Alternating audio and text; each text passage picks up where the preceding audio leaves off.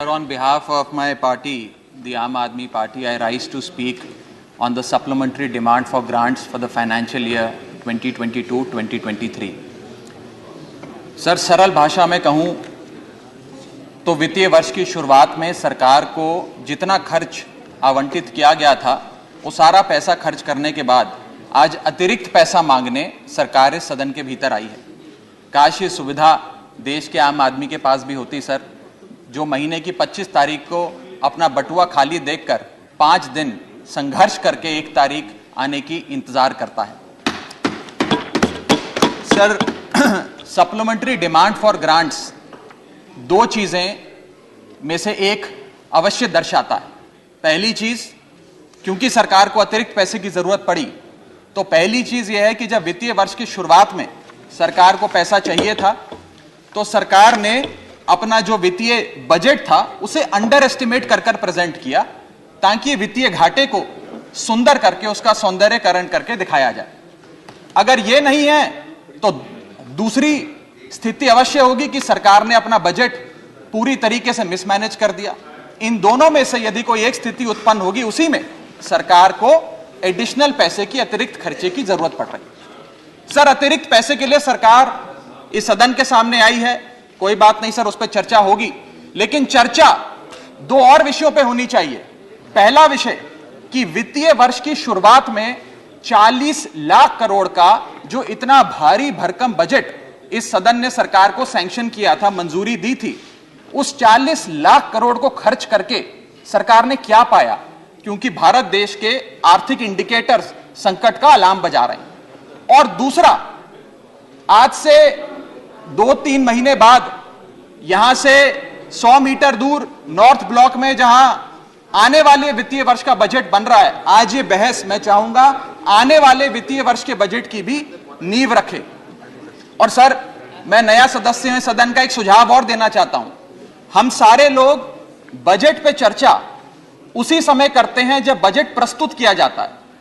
हमें सदन में 2 बार बजट पे चर्चा करनी चाहिए। एक बार जब बजट प्रस्तुत हो, और विंटर सेशन में 7-8 महीने बीतने के बाद कि उस बजट से देश को हासिल क्या हुआ, मिला क्या, कितनी नौकरियां मिली, क्या बेरोजगारी की दर है, कितनी महंगाई का है। सर, आज सरकार 3,25,757 करोड़ मांगने इस सदन के भीतर आई है।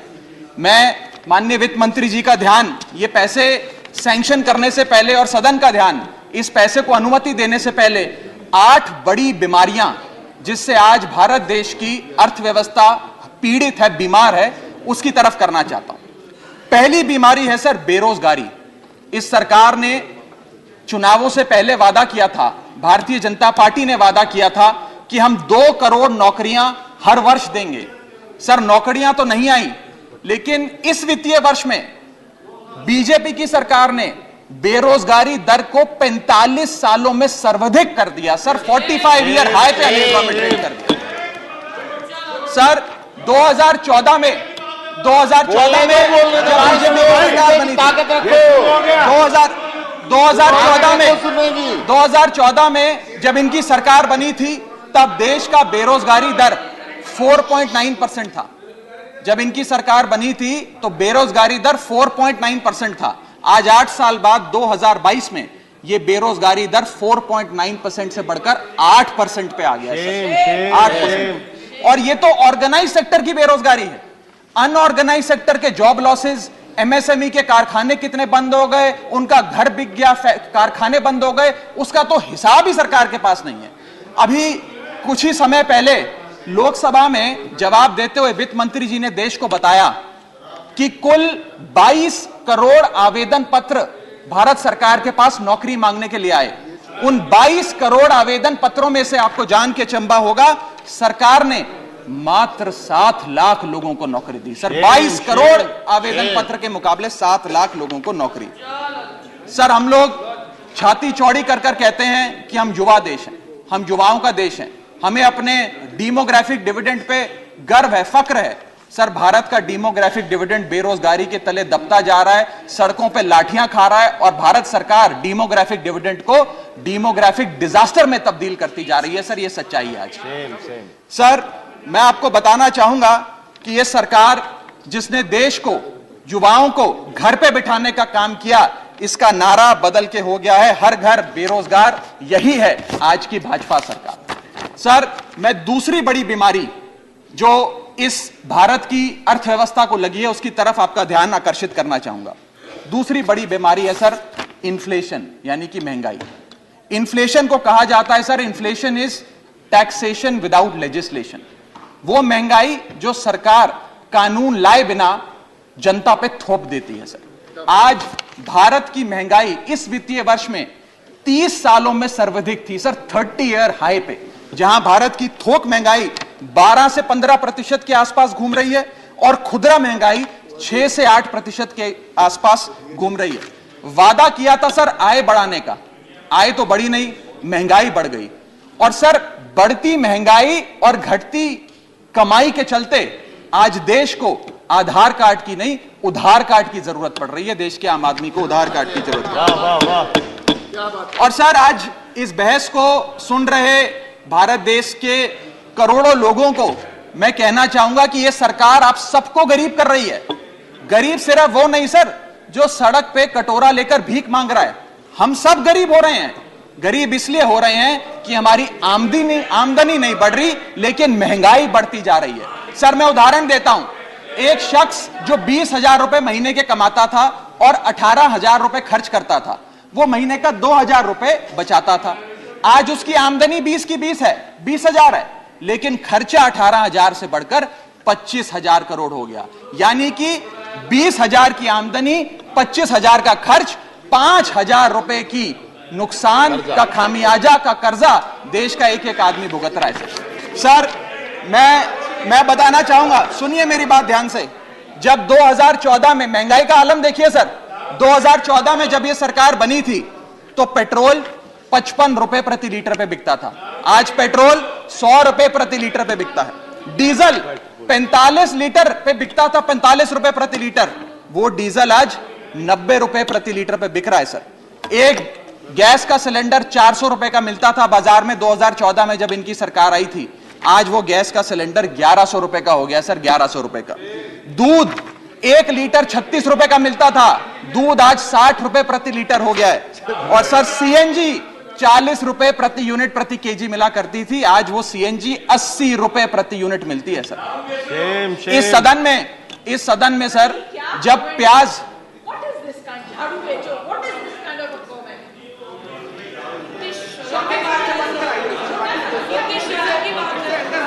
सर आपका प्रोटेक्शन चाहिए, आपका प्रोटेक्शन चाहिए सर, ये बात सही है सर। प्रोटेक्शन से देखिए सर आप, चलो बोलो सर, बोलो, चलो बोलो।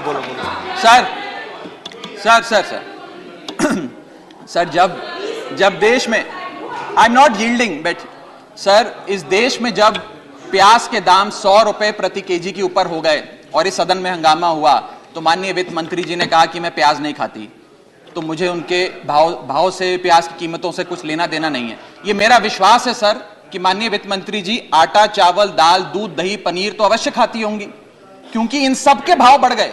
जीएसटी लगा लगा के इन्होंने देश की थालीनॉमिक्स, फूड इन्फ्लेशन को बिगाड़ दिया। आटा, दाल, चावल, दूध, दही, सबके रेट आज स्काई रॉकेटिंग है सर, आसमान छू रहे हैं। और भारत की फूड इन्फ्लेशन 10% से लेकर 17% के बीच पूरे वित्तीय वर्ष में मंडरा रही है। यह हालात हैं सर भारत की थालीनॉमिक्स की। मैं बताना चाहूंगा सर कि इस सरकार ने अमीरों को अमीर और गरीबों को गरीब करने का काम किया। पर कैपिटा इनकम किसी भी देश की आर्थिक स्वास्थ्य का एक बहुत बड़ा इंडिकेटर होता है। भारत की पर कैपिटा इनकम वित्तीय वर्ष 2021 में सर 9,160 रुपए से गिर गई, यानी कि हर व्यक्ति की औसतन कमाई 9,160 रुपए गिराने का काम किया। यानी कि आमदनी 98, खर्चा रुपया, यह सरकार ने करके हम सबको दिया है सर।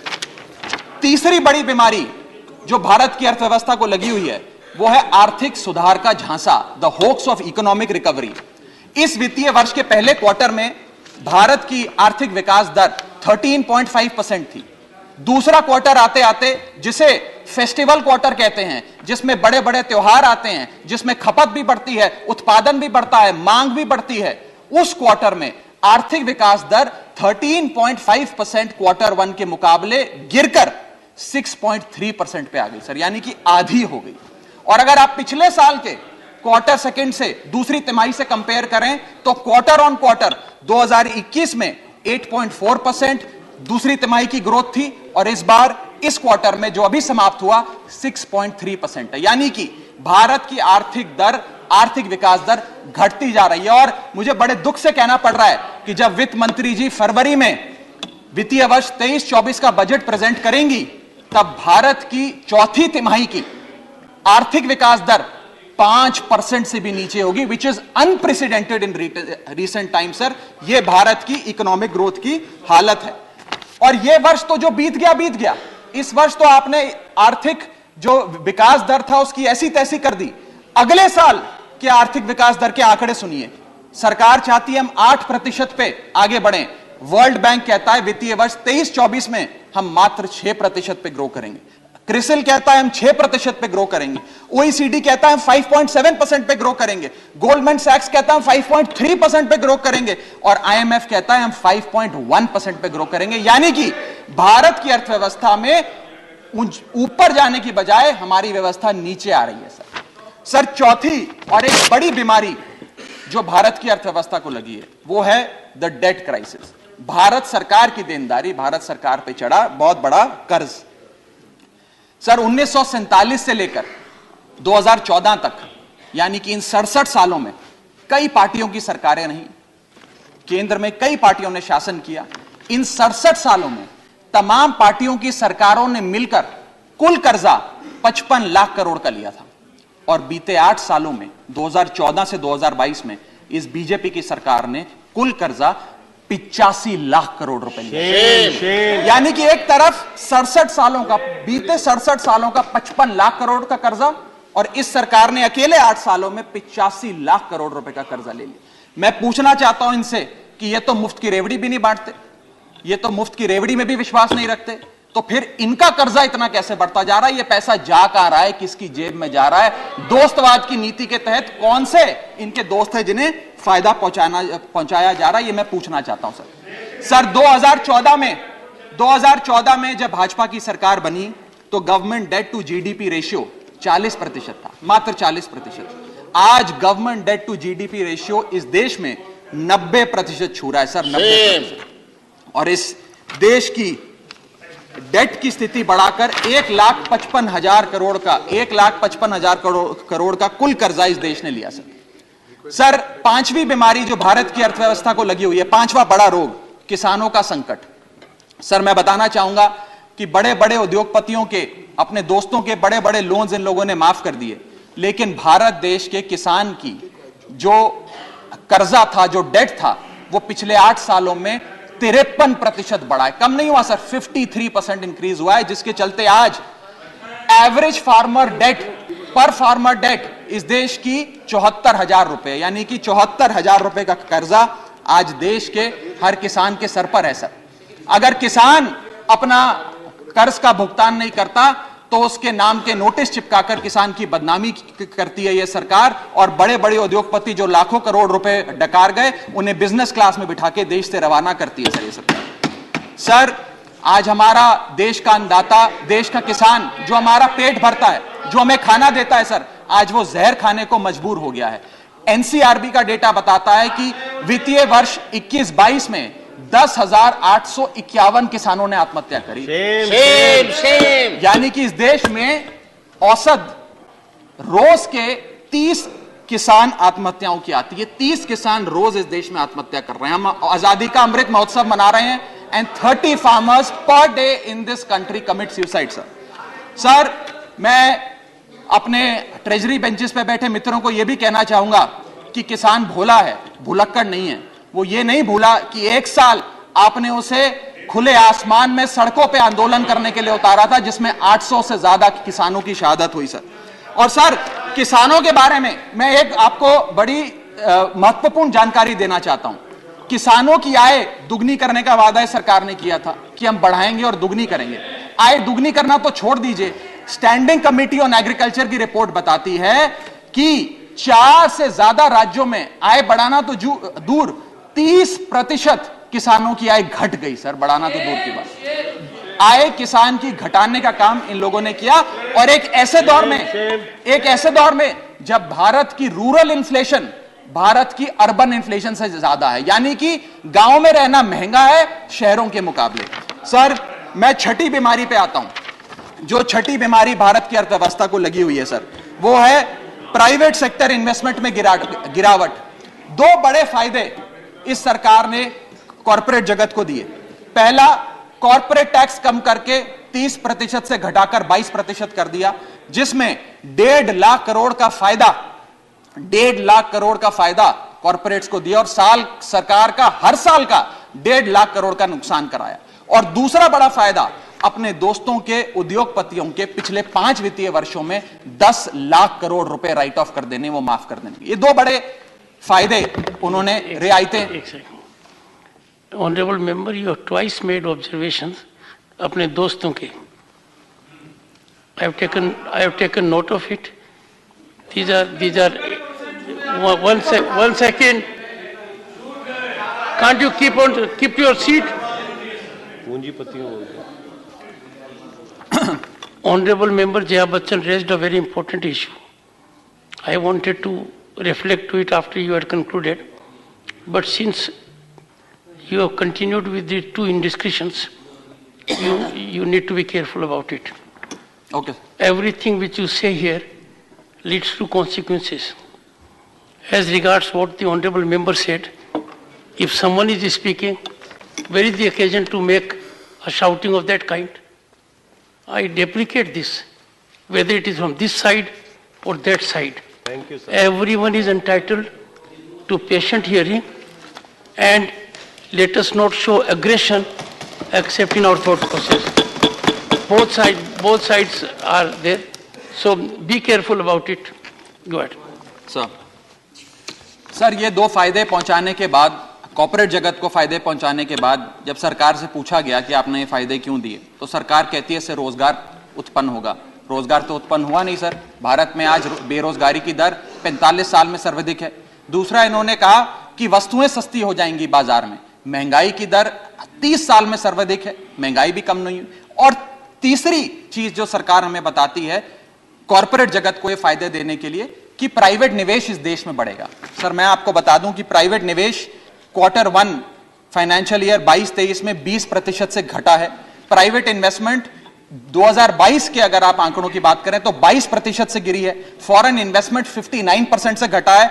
और GFCF, जिसे ग्रॉस फिक्स्ड कैपिटल फॉर्मेशन कहते हैं, जो इंडस्ट्री का इन्वेस्टमेंट होता है, जो इंडस्ट्री फिक्स्ड कैपिटल में इन्वेस्ट करती है, वो वित्तीय वर्ष 19-20 से लेकर आज तक लगभग सारे क्वार्टर्स में गिरता गया, 1-2 क्वार्टर छोड़ के। ये प्राइवेट इन्वेस्टमेंट के हालात हैं इस देश में। मैं कहना चाहूंगा माननीय वित्त मंत्री जी को कि आज से 2-3 महीने पहले इंडस्ट्री से बात करते हुए वित्त मंत्री जी ने कहा that why is the Indian corporate sector not investing. उन्होंने उन्हें डांट के कहा कि आप लोग क्यों नहीं इन्वेस्ट कर रहे हैं। मैं बताना चाहता हूं क्यों नहीं इन्वेस्ट कर रहे हैं। इन्वेस्टमेंट रियायतें देने से नहीं आती, इन्वेस्टमेंट डिमांड क्रिएट करने से आती है। आपको मार्केट में मांग क्रिएट करनी पड़ेगी। जब मांग क्रिएट होगी तो उत्पादन भी होगा और खपत भी होगी। मैं एक और महत्वपूर्ण आंकड़ा आपके सामने रखना चाहता हूं सर। 7वीं बड़ी बीमारी जो भारत की अर्थव्यवस्था को लगी है, devaluation of the Indian rupee, गिरता हुआ रुपया। सर, आज हम आजादी का अमृत महोत्सव बना रहे हैं और सरकार ने आजादी के अमृत महोत्सव वाले साल में रुपये को मार्गदर्शक मंडल में डाल दिया है। सर, रुपया 82 रुपए हो गया है। जब ये सरकार बनी थी तो रुपया 60 रुपए। सर, खत्म करने दीजिए। It's my maiden speech sir, please. Sir, maiden speech. Sir, it's my maiden. Sir, 2014 में 1 डॉलर जब इनकी सरकार आई थी वो 60 रुपए का मिलता था सर। आज 1 डॉलर 82 रुपए का हो गया। ये सरकार कहा करती थी, कई बड़े नेता इनके दिग्गज कहा करते थे कि जब रुपया गिरता है तो भारत की साख गिरती है, भारत की प्रतिष्ठा गिरती है। आज तो सर लगता है कि साख, प्रतिष्ठा और रुपया सब न्यूनतम स्तर पे आ गया सर। मैं आपको यह भी बताना चाहता हूं सर कि कोई भी अर्थशास्त्री आपको यह बताएगा कि जब रुपया गिरता है तो भारत के एक्सपोर्ट बढ़ते हैं, और बढ़ने चाहिए भी सर। क्यों बढ़ते हैं? क्योंकि मान लीजिए कोई बहुत बड़ा बायर अमेरिका में बैठा है, वो भारत की एक वस्तु $5 पे खरीदता था, आज क्योंकि डॉलर मजबूत हो गया, रुपया कमजोर हो गया, वो वस्तु $3.5 में उसे मिल जाती है, तो वो ज्यादा ऑर्डर देता है, भारत के एक्सपोर्ट बढ़ते हैं। लेकिन आज एक बड़ी चौंका देने वाली स्थिति इस देश में है कि रुपया तो गिर रहा है, डॉलर मजबूत हो रहा है, लेकिन भारत के एक्सपोर्ट्स भी गिर रहे हैं। और एक्सपोर्ट्स क्यों गिर रहे हैं, यह मैं सवाल भारत की वित्त मंत्री जी से पूछना चाहता हूं। इस ईयर ऑन ईयर आंकड़ों की हम बात करें अक्टूबर 2022 की, तो 16.7% से भारत के एक्सपोर्ट्स कॉन्ट्रैक्ट हुए सर, यानी कि रुपया भी गिर गया और भारत के एक्सपोर्ट्स भी गिर गए। ना खुदा मिला ना विसाले सनम, ना इधर के रहे ना उधर के रहे। सर, 8वीं बड़ी बीमारी जो भारत की अर्थव्यवस्था को लगी है वो है the failure of the startups. पूरे देश में, पूरी दुनिया में घूम घूम कर सरकार के बड़े नेताओं ने कहा कि भारत अब एक स्टार्टअप नेशन बन गया है। दुनिया में भारत अब दुनिया की स्टार्टअप कैपिटल बोला जाएगा। मैं बताना चाहता हूं सर, क्या कभी वित्त मंत्री जी ने मुड़ के भारत के स्टार्टअप्स की हालत देखी? आज भारत में 10% से भी कम स्टार्टअप्स अपनी 5वीं सालगिरह पूरा करते हैं। ईयर ऑन ईयर 37% का डिक्लाइन स्टार्टअप में इन्वेस्टमेंट में है। और अनअकैडमी हो, ओला हो, कार्स 24 हो, वेदांतु हो, बाइजूस हो, मीशो हो, चार्ज भी हो, उड़ान हो, ये सारे बड़े स्टार्टअप्स, जो ये बड़े बड़े स्टार्टअप जिन्हें हम न्यू इंडिया की न्यू इकोनॉमी कहकर पूरे विश्व में प्रचारित करते हैं, इन सारे स्टार्टअप्स ने नौकरियां से लोगों को निकालकर हजारों लोगों को बेरोजगार करने का काम किया। सर, मैं आता हूं डिमांड फॉर ग्रांट्स पर, सप्लीमेंट्री डिमांड फॉर ग्रांट्स। ये मैं पढ़ रहा था सर, 3,25,757 करोड़ सरकार ने मांगे हैं।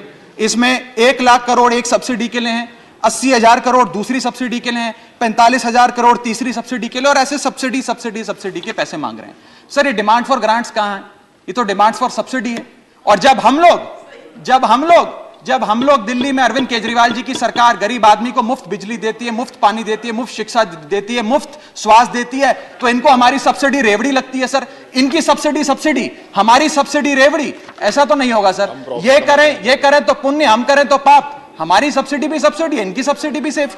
और मैं चाहूंगा सर, इस देश में बहस होनी चाहिए और आप वो बहस कराएं सर कि रेवड़ी क्या है, सही मायने में क्या मुफ्त की रेवड़ी और क्या मुफ्त की रेवड़ी नहीं है। सर, यहां बैठे सभी सांसदों को और लोकसभा में बैठे सभी सांसदों को सर 34 हवाई यात्राएं मुफ्त मिलती हैं। सर, हमें 50,000 मुफ्त बिजली मिलती है प्रति एनम। सर, 40 लाख लीटर मुफ्त मिलता है। सर, अगर आज अरविंद केजरीवाल जी की सरकार 300 यूनिट बिजली मुफ्त दे देते हैं आम आदमी को, 20,000 लीटर मुफ्त दे देते हैं, तो इन्हें दर्द होता है। अरे सुनो साहब, सुनो, शांति से सुनो सर, सुनने की हिम्मत रखो साहब। सर, उनको तो बढ़ाओ ना। सर, मैं बताना चाहूंगा इस देश के मैं महत्वपूर्ण आंकड़ा दे रहा हूं सर। इस दुनिया में, बस कंक्लूड कर रहा हूं सर, ओवर। सर, इस दुनिया, please honourable member please. Sir, इस दुनिया में, राइट, बट प्लीज सर, इस दुनिया में leave it to the chair, sir, इस देश, प्लीज कंक्लूड। बस कंक्लूड कर रहा हूं सर, मेरे बस 2 पन्ने रह गए सर। सर, इस देश के नहीं, 12 पढ़ चुका हूं सर। इस दुनिया में 40 ऐसे विकसित देश हैं सर, बस कंक्लूड कर रहा हूं सर। इस दुनिया में 40 ऐसे विकसित देश हैं। इस दुनिया, सर बस कंप्लीट कर रहा हूं सर। इस दुनिया में 40 ऐसे विकसित देश हैं जो मुफ्त बिजली, मुफ्त पानी, मुफ्त शिक्षा देते हैं। सर, वो इसलिए मुफ्त नहीं देते क्योंकि वो विकसित हैं सर, वो इसलिए दे पाते हैं, उन्होंने ये सारी चीजें मुफ्त देकर ह्यूमन रिसोर्सेज में इन्वेस्ट किया, इसलिए विकसित बने। डॉक्टर सर, अंत में मैं कंक्लूड करते हुए मैं कंक्लूड कर रहा हूं सर, आखिरी आइटम पे sir, supplementary demand for grants में पढ़ रहा था sir. Supplementary demand for grants के अंदर एक बड़ा दिलचस्प लाइन आइटम है, मैं सबका ध्यान चाहूंगा sir. Supplementary demand for grants में एक बड़ा दिलचस्प लाइन आइटम है, मैं पढ़ के सुनाना चाहूंगा। For purchase of land and ready built office accommodation for the enforcement directorate, 30 crore rupees. Sir, खाली 30 करोड़ रुपए ईडी के लिए। इनका बेस्ट परफॉर्मेंस देने वाला विभाग है, सारे नेताओं को जेल में डाल दिया। इसके लिए तो 30 लाख करोड़ लेना चाहिए, खाली 30 करोड़ से बात नहीं बनेगी। इनको 3 लाख करोड़ लेकर ईडी के थाने हर गली मोहल्ले में खोलने चाहिए और किसी मोहल्ले में कोई विपक्ष नेता ना बचे, सबको जेल में डालने का काम करना चाहिए सर। प्रसन्नता नंदा सर, सर अंत में डॉक्टर प्रसन्नता नंदा। सर आखिरी पेज है Last, सर, last. आखिरी लास्ट 2 मिनट सर। सर आखिरी पन्ना है। मेरे 10 सवाल हैं बस सर, लास्ट मेरा पहला सवाल, मैं 10 सवाल वित्त मंत्री जी 30 सेकंड सर 2 मिनट बस 30 सेकंड। मैं 10 सवाल पूछ के अपनी बात समाप्त करूंगा। पहला सवाल, does the honourable finance minister know the market price of 1 kg of wheat, 1 kg of rice and 1 liter of milk today? Sir, why has the government, second question sir, why has the governments mega budget presented in February 2022 failed to generate employment? My question number 3 sir, why is inflation in products which are produced in India, not imports like petrol and diesel, burning a hole in the common man's pocket? So question number 4, why is the private sector not investing despite repeated appeals by the honorable finance minister?